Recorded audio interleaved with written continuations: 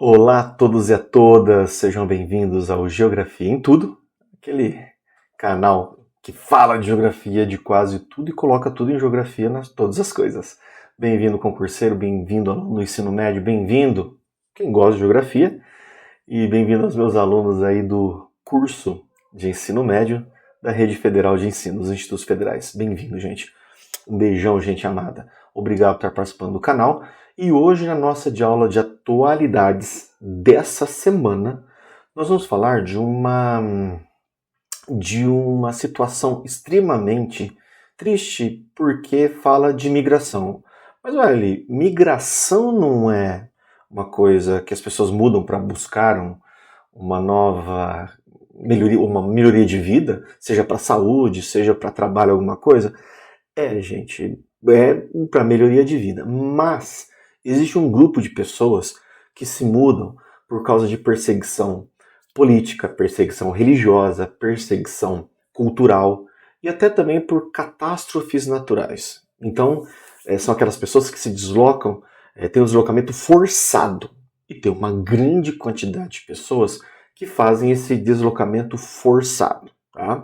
Mas, então a nossa aula de hoje é sobre atualidades. E, gente, nós temos por volta de 121 milhões de pessoas que possuem algum tipo de deslocamento forçado no mundo. Olha que coisa triste você perder todas as suas coisas, deixar tudo para trás para você mudar para outro país fugindo. Às vezes a gente tem que levar criança, a gente tem que levar as pessoas mais idosas ou as pessoas vulneráveis. Então, isso daí a gente deixa tudo para trás. A gente deixa tudo para trás. Então é muito complicado a situação de refugiados, tá? E tem um organismo da ONU próprio que cuida isso.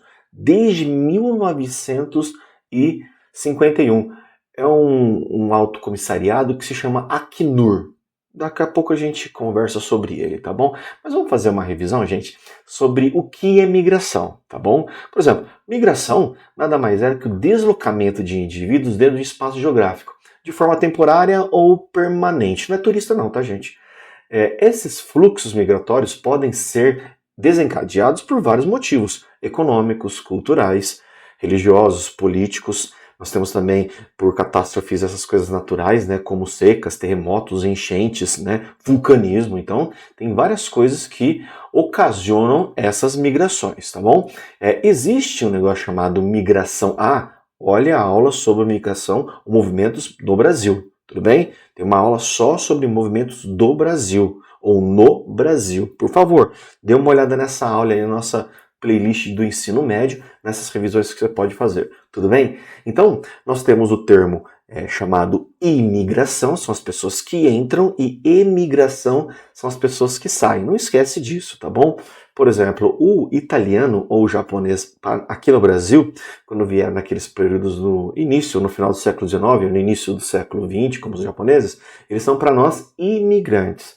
Mas aqueles brasileiros que foram trabalhar no Japão, ou foram trabalhar no Paraguai, ou estão indo trabalhar nos Estados Unidos ou na Europa, no Portugal, são chamados para nós de emigrantes. Tudo bem? Não esquece isso. E quando você não sabe escrever, gente, deixa migrante, fazendo um favor, tá bom?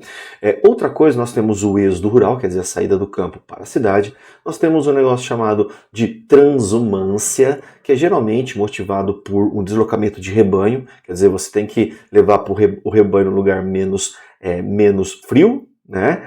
Ou mais quente.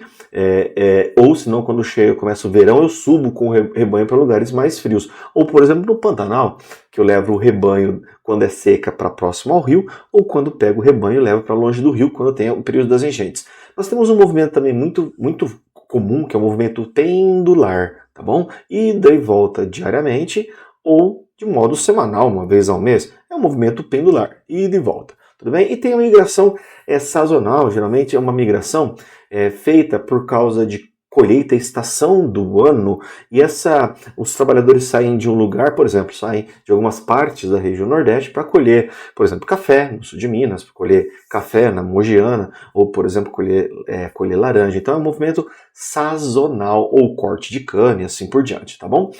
Então esses são os tipos de movimento. Quando a gente fala de refugiado, gente, Refugiado é quando ele sai de uma situação da sua casa, do seu lugar de origem, de modo forçado. Então, nós temos esse movimento que às vezes é dentro do país. Então tem um movimento interno e um movimento externo, tudo bem? Por isso que a maior parte, ou por exemplo, dos 121 milhões de pessoas que saíram, tiveram deslocamento forçado, por vezes não são migrantes, pois eles estão dentro do mesmo país, né? Ou são migrantes internos. Mas quando fala migração internacional, nós temos um grupo, sim, desses 121 milhões, que nós temos aí 43 milhões, mais ou menos, de pessoas que moram ou foram mandadas, deslocadas de modo forçado, tá?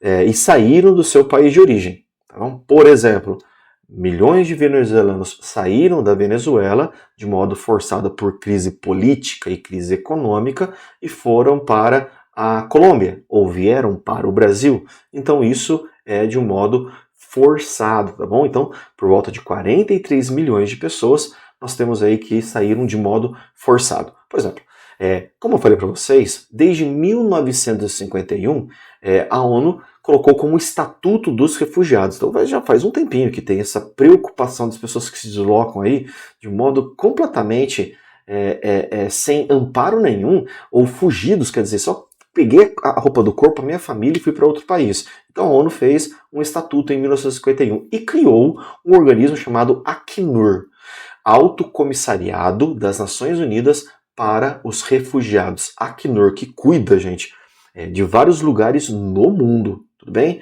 Então, esse Acnur, além de financiar uma rede de proteção mínima a esses refugiados, que essas pessoas que saem de modo forçado de casa, nós temos também o Acnur, ele gerencia alguns campos de refugiados. E acontece, gente, tem alguns campos de refugiado, por exemplo, dentro da Turquia, ou mesmo na Jordânia, em alguns países africanos, que são campos de refugiados que viraram quase cidades, né? Porque eu tenho ali uma quantidade de pessoas nesses locais que elas precisam de amparo mínimo, porque nem tem emprego ali. Então, um amparo mínimo de assistencialismo mesmo para ficar nisso. Imagine uma família inteira nesses campos de refugiado que não tem trabalho. Então, quem tem essa jurisdição para cuidar e que é financiado é o Acnur, né? O Alto Comissariado das Nações Unidas para os Refugiados. Isso é muito importante, tá, gente? Muito importante. Então, a partir desse momento, a ONU começa a tipificar essas pessoas, por exemplo, por que elas estão se deslocando de modo forçado das suas terras, né, do seu lugar. Então nós temos toda essa gama de motivos, e às vezes os motivos se entrelaçam, né? Pode ser um motivo de perseguição política, perseguição étnica, religiosa, cultural, militar, né? Ou mesmo por opção sexual, que existe muito misoginia, né? Homofobia. Então tem uma série de problemas que às vezes as pessoas, por modo da cultura ou modo da religião, não aceitam e são perseguidas, são mandadas embora do país. Então as pessoas mudam por medo de morte, a perda de família e a perda de patrimônio. Então ela tenta levantar alguma coisa e vai embora. Então nós temos esses vários graves problemas. Então agora nós vamos começar a falar de alguns problemas pontuais para a gente relembrar, e que pode cair também no vestibular, sobre a triste saga, né, literalmente, dos refugiados, tá bom? Então nós vamos ver algumas imagens. Essa imagem, gente, é de 2015, é de uma família de sírios que tentaram fugir da Síria. Lembra que a Síria nos países desde 2011 estava em guerra civil, e há pouco tempo atrás, nós estamos agora em 2025, pouco tempo atrás o regime do Bashar al-Assad foi derrubado, foi embora para a Rússia, né, e foi tomado por outros grupos políticos dentro da Síria, né? Então a Síria desde 2011 foi um dos países que mais teve refugiados. São mais de 14 milhões de refugiados que saíram da Síria, olha só, com um movimento interno e um movimento externo, tá bom? E o país que mais recebe esses refugiados, gente, é a Turquia. Então, por exemplo, essa é uma imagem extremamente triste, gente. É um negócio que eu sempre digo, se uma pessoa não fica sensibilizada com isso, não tem mais como, né? Até hoje nós temos imagens daquele problema que está acontecendo em Gaza, né, em que nós temos quase uma limpeza étnica ali, né, em Gaza contra os palestinos, e que grande parte, quem mais sofre são as crianças, tá bom? E esse daí é um garoto chamado Aylan Kurd, e nesse momento, o pai dessa família, ele foi lá e não conseguiu, né? Só o pai sobrevive e o filho, a família toda se perdeu. Né? E depois o corpo do garoto foi encontrado. E para a gente ver como que ainda esse assunto, por vezes, não é levado em consideração dessa fragilidade dessas pessoas, por exemplo, nessa época teve um jornal, um pasquim, que ele faz sátiras, ou fazia sátiras muito pesadas. Dá uma olhada, né? Que nós temos aí, por exemplo, ele chama Charlie Hebdo, né? Esse semanário. E nesse semanário, olha o que eles falam, por exemplo, dessa situação do Aylan Kurd, né? Desse filho de sírio que não conseguiu chegar, só o pai chegou porque a família inteira morreu e ele chegou na praia. Olha aí só as sátiras que faziam e a falta de respeito, de tato sobre todo esse, em nome da grande liberdade de expressão, mas a falta de tato e como que no mundo existem para alguns grupos humanos e não humanos, né, com o tipo de sátira dele. E falava o seguinte: a prova de que a Europa é cristã. Os cristãos andam sobre a água, as crianças muçulmanas afundam. Olha que tristeza falar isso, né? É um negócio absurdo. Ou se não, por causa da morte do menino, a charge falava o seguinte: no que teria se transformado o pequeno Aylan se ele tivesse crescido? Quer dizer, porque no mesmo momento, lá na Europa, muitos grupos árabes, muçulmanos, ou mesmo de outras etnias, mas muçulmanos,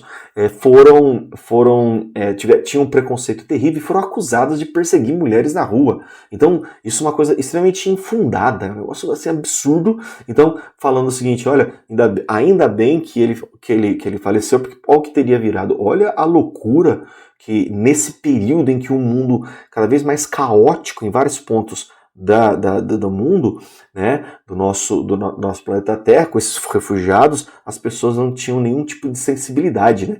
Ou mesmo o mesmo Charlie Hebdo, né, tão perto do objetivo, mostra o menininho morto, né, que não atingiu daí a Europa, ou não atingiu um lugar, o refugiado não atingiu. Então, quer dizer, ele não conseguiu atingir, então fazendo uma alusão, uma rede de restaurante, falou o seguinte: agora, tranquilo, agora nós temos ainda, sobrou 2 menus por um preço de 1.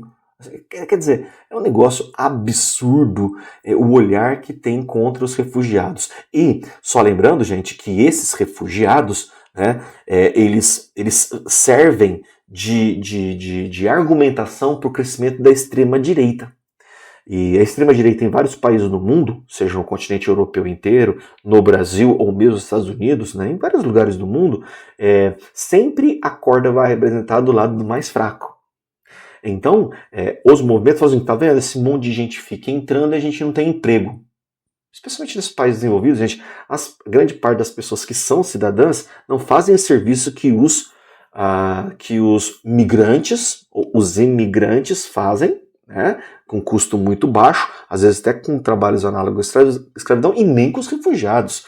Mas eles servem porque é o lado mais fraco, que eu posso bater neles e aumentar o meu engajamento contra a população mais frágil. Então eu uso muito dos refugiados como argumento para fazer políticas ultranacionalistas, sectárias, às vezes, ou mesmo preconceituosas, racistas. Então, os refugiados também servem tristemente para aumentar argumentos vazios da extrema-direita mundial. Aí é mais ou menos um planisfério, gente, onde nós temos situações hiperpericlitantes, né? Por exemplo, tem muita gente da América Central que vai para os Estados Unidos. Nós temos os 2 países que mais têm refugiados, Venezuela e Colômbia, na América do Sul. Colômbia, por causa da guerra contra as Farc, da guerra do governo contra as Farc, contra o narcotráfico, contra a Autodefesa Unida da Colômbia. Então nós tivemos a Colômbia durante um tempão, nos anos 90 e 2000, muitos refugiados internos e muitos refugiados externos que iam para a Venezuela. Posteriormente, com o agravamento do problema da crise econômica e política do regime de Nicolás Maduro na Venezuela, os venezuelanos hoje são as pessoas que mais saem forçadamente ou forçosamente do seu país. E o país que mais recebe hoje os venezuelanos é a Colômbia. Então, eles não tiveram, por exemplo, o Peru, com 1,5 milhão de venezuelanos, e o Equador também, eles fizeram políticas restritivas contra venezuelanos. Mas a Colômbia não, porque ela já havia recebido muito, já havia ido muito colombiano para a Venezuela, né? Isso daí, por exemplo, poderia causar um super mal-estar, porque quando eles vão, às vezes os refugiados, de modo forçado, ficam lá e precisam continuar, não conseguem voltar. Então, se eu faço alguma coisa contra o venezuelano na Colômbia, talvez poderia suscitar qualquer tipo de problema dentro da Venezuela contra os próprios colombianos. Então, não tiveram nenhum tipo... Existiu só um período de que fecharam as fronteiras, mas impedimento ou ações para mandar embora esses refugiados, a Colômbia não fez de modo formal, tá bom? De modo formal. Na África, gente, hoje a África é um dos graves problemas, especialmente Sudão e Sudão do Sul. Uma guerra civil no Sudão fez com que ocorresse um deslocamento forçado de muitos sudaneses dentro do próprio Sudão e muitos indo para o Sudão do Sul. Um dos países mais pobres do mundo recebeu uma gama enorme. Então hoje o Acnur, o Alto Comissariado das Nações Unidas para os Refugiados, olham com uma atenção enorme para o Sudão e o Sudão do Sul. Muitos analistas falam que já tem um número de refugiados, tais como refugiados internos e externos, tais como os sírios, que eram os grandes, o grande grupo que era refugiados, cerca de 14 milhões, e ali no Sudão e Sudão do Sul, essa movimentação, imagina aí, gente, dos países mais pobres do mundo, com população andando em ambientes muito inóspitos, né? Chega já a 12 milhões.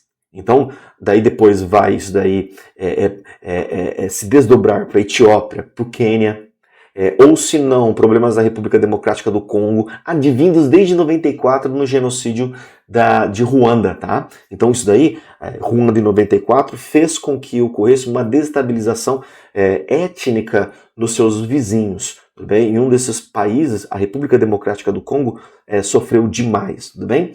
Refugiado também na fronteira chamada AFPAC, Afeganistão e Paquistão.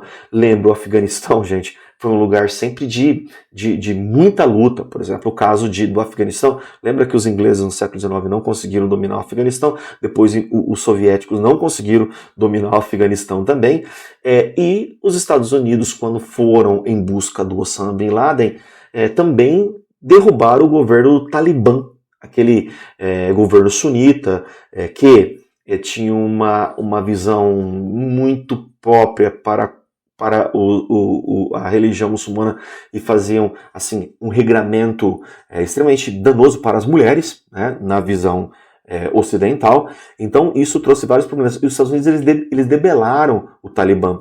Depois os Estados Unidos foram embora, depois que, entre aspas, completaram a missão deles, o Talibã volta. Quando o Talibã volta, imagina a sanha desse Talibã agora para perseguir aqueles que foram a favor dos Estados Unidos. Então tem essa fronteira entre o Afeganistão e o Paquistão, uma fronteira assim também que tem muito refugiado, mas muito refugiado. E um país, aí o Myanmar, antiga Birmânia, que tem uma ditadura, que no primeiro momento essa ditadura começa a perseguir de modo político, mas por debaixo dos panos, tristemente, estruturalmente, tem uma perseguição étnica. Então tem um deslocamento para Bangladesh, um deslocamento para a Índia, para Tailândia, Laos, Camboja, os países todos em volta. Então nós temos aí um grande também deslocamento de refugiados. E agora nós temos um deslocamento por causa da invasão da Rússia na Ucrânia. Muitos ucranianos pró-Ocidente e Europa vão para a Polônia. E muitos ucranianos pró-Rússia vão para as áreas de domínio russo ou mesmo para a própria Rússia. Então tem um deslocamento. Lembra que essa guerra aí, gente, da Ucrânia, não é uma guerra que a pessoa anda em grama, né? A guerra é feita na neve, quando é inverno, muito pesado, nas transições é muita chuva, né? Com muito problema, ou é nevasca ou é barro de outra forma, né? E ambiente seco em outra época do ano, né? Dentro desse... É um ambiente muito problemático para os refugiados, tá bom? Lembra, gente, que refugiado não vai com o melhor sapato, ou melhor mochila, ou todo ele alimentado. Ele vai com o que dá. Então, é um negócio extremamente triste. Então vamos dar uma olhada aí em alguns números, né, que mostram alguns dados para a gente terminar, o grau de problema que nós estamos tendo. Em abril de 2025 havia 122 milhões de pessoas deslocadas à força no mundo, segundo a Acnur. Isso inclui refugiados, pessoas deslocadas internamente e requerentes de asilo. O número de refugiados reconhecidos oficialmente, quer dizer, indo para outros países, são 42 milhões de pessoas. Um relatório da Agência da União Europeia para Asilo indica que os pedidos de asilo na União Europeia, Noruega, Suíça, em 2024, totalizaram um pouco mais de 1 milhão. Então, desde 2015, nós temos sempre aí 1 milhão de pessoas ao ano pedindo esse asilo na Europa. De acordo com a Acnur, para refugiados, né, da Organização das Nações Unidas, chegar à Turquia, que é o país que mais recebe gente da Síria e do Iraque, tá bom? 1,9 milhão de sírios nos últimos 4 anos. No Líbano foram 1,1 milhão e na Jordânia 629 mil. Olha, gente, que loucura, né? Países com o maior número de imigrantes em 2017, Alemanha 917 mil, isso aí misturando imigrante e também refugiados, tá, gente? Reino Unido com 644 mil, Espanha com 542 e França com 370. Por isso que cresce demais, gente, aquela xenofobia, aversão por estrangeiro. Cresce demais, tá? E que alimenta grupos de extrema direita. Por exemplo, o caso famoso em Portugal, né, o partido Chega, ou o movimento Chega, vamos colocar assim, né? E lembra que daí brasileiro, indiano, ucraniano, vai tudo também no bolo para receber essa carga de preconceito, de racismo, é um negócio complicado, tá? A cada minuto no mundo produz 24 novos refugiados, pessoas que têm que abandonar as casas para escapar de guerras e perseguições. Olha que louco, gente. 24 novos refugiados a cada minuto. A maior crise humanitária desde a Segunda Guerra Mundial, segundo a agência da ONU. 1 em cada 113 pessoas no mundo é refugiado, requerente de asilo ou deslocada interna. Dos 65 milhões, a maioria, os 40 milhões de pessoas forçadas a sair das suas casas e que se deslocaram dentro de seus países, os chamados deslocamento interno. Outros 21 milhões de pessoas fugiram para outros países e são chamados de refugiados. Além disso, 3,2 milhões são requerentes de asilo em países industrializados. Olha, gente, então por isso que alguns números eu não consigo identificar se é uma migração internacional por melhoria de vida ou que já vem de modo precário, ou se é refugiado, né? Então, geralmente, às vezes, é um número subnotificado. Uma notificação maior tem nos países envolvidos, mas imagina as fronteiras ou nas áreas entre Síria e Líbano, Síria e Turquia, Síria e Iraque e Turquia, assim por diante. São alguns números até subnotificados. Imagina, por exemplo, no caso da África subsaariana, né? As crianças representam isso é uma das coisas mais tristes, gente. Metade dos refugiados, metade é criança. 51% formado por crianças. Isso daí, imagina você levar criança entre deserto, entre neve, ou no lugar de montanha fria, inóspita, ou lugares alagativos, pantanosos, assim por diante, né? Ela fica tristemente, entre aspas, um alvo fácil dos grupos que estão perseguindo, tá? A viagem pode custar, a ONU, mais de 10 mil imigrantes morreram no Mediterrâneo desde 2014. Lembra que quando você faz a travessia do norte da África para o sul da Europa, você não vai num navio cruzeiro, então você vai num bote com centenas de pessoas às vezes. Então, desde 2014, 10 mil pessoas morreram no Mediterrâneo, né? A viagem pode custar até 10 mil por pessoa, o que torna o negócio altamente lucrativo. Uma única embarcação pode render 1 milhão. Vai colocando cada vez mais gente que fique pelo caminho, né? De novo, nós falamos da África aí subsaariana, da fronteira AFPAC, já falamos tudo isso daí. E dentro da América do Sul, o caso mais emblemático hoje, desde 2015, é esse êxodo venezuelano. Aí tá em espanhol, né? Nós temos aí 7,7 milhões de refugiados, ou vamos colocar, de pessoas que se deslocaram internamente ou saíram da Venezuela. O país que mais recebeu foi a Colômbia, 2,9, porque entre uma fronteira seca, com muitas cidades fronteiriças, e que há muito tempo eles têm relação de cidades irmãs entre as fronteiras, né? Então, só lembrando que o problema de guerra, do conflito, com a violência entre Farc, entre o governo, Forças Armadas, entre a Autodefesa Unida e narcotráfico na Colômbia, é mais antigo desse problema que ocorreu no período do Nicolás Maduro na Venezuela, tá? Então, por isso que tem muito colombiano na Venezuela e hoje muito venezuelano. Então já estava feito esse tráfego, essa transação de pessoas, tudo bem? Então, é mais fácil ir para a Colômbia.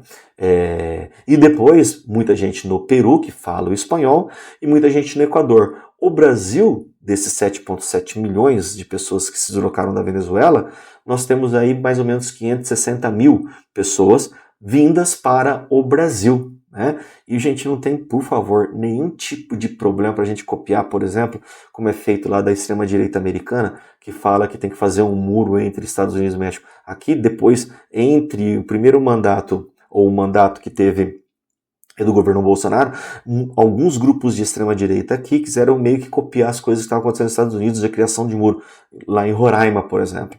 É muito pouca gente e nós temos que receber essas pessoas, gente. Porque o país sempre foi um país de recepção de pessoas, né? Então, hoje é o país, a Venezuela, que nós temos esse grupo de pessoas de modo forçado por crise econômica, crise política, tá, gente? Então nós temos que tomar muito cuidado, né? Acabamos de falar da Venezuela indo para a Colômbia, Peru e Equador adotaram restrições, tá bom? De pessoas que tentam fugir da crise, né? Desse período do Nicolás Maduro. Não estamos falando aqui nenhum juízo de valor agora da Venezuela, isso é para outra atualidade, né? Quase 600 mil venezuelanos, já entraram no Equador, um país menor, imagina isso. Né? No Peru, as autoridades de migração estimam que existem 400 mil venezuelanos, né? Mas isso já chegou no Peru a 1,5 milhão. No Brasil, a Polícia Federal estima que cerca de 500 venezuelanos entrem diariamente na fronteira lá com Roraima. Porém, o movimento está menor do que em janeiro. Isso daí é tudo principalmente de 2015 para frente, tá bom, gente? Hoje diminuiu bastante a vinda de venezuelanos no Brasil.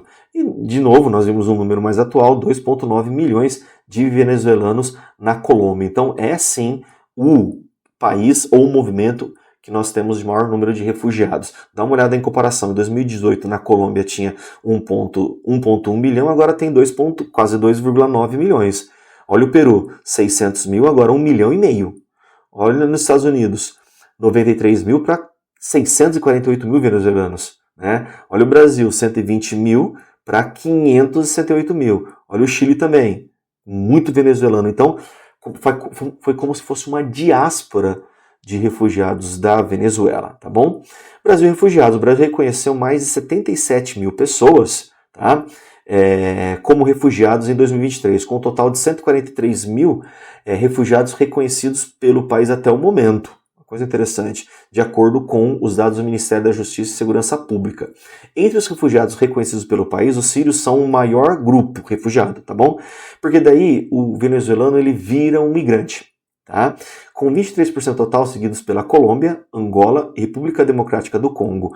Há ainda estrangeiros vindos do Líbano, da Palestina e da Libéria e da Nigéria no Iraque. Os haitianos não são considerados refugiados porque porque nós fizemos tropa de paz no Haiti, então tinha um acordo de receber esses haitianos. Em outros lugares do mundo eles são refugiados, mas no Brasil eles não são refugiados, tá bom?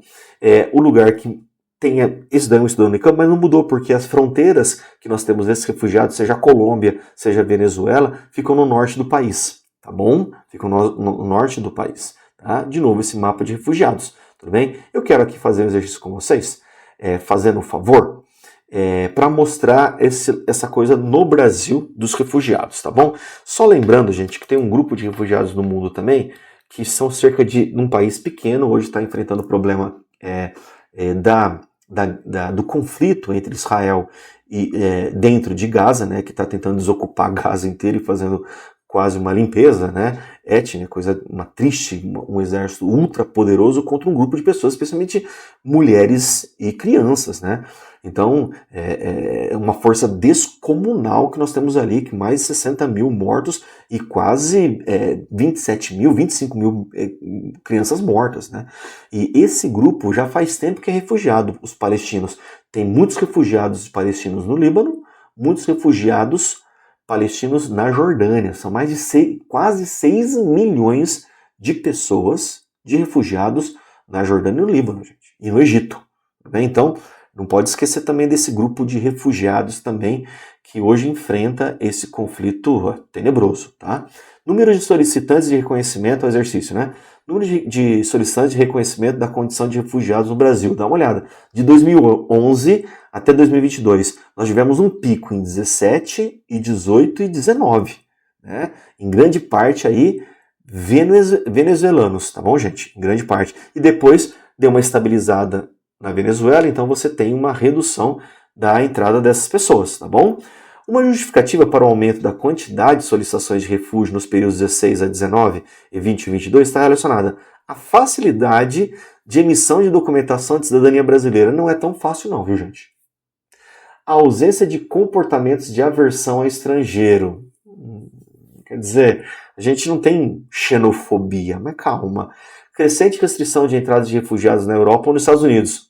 Interessante.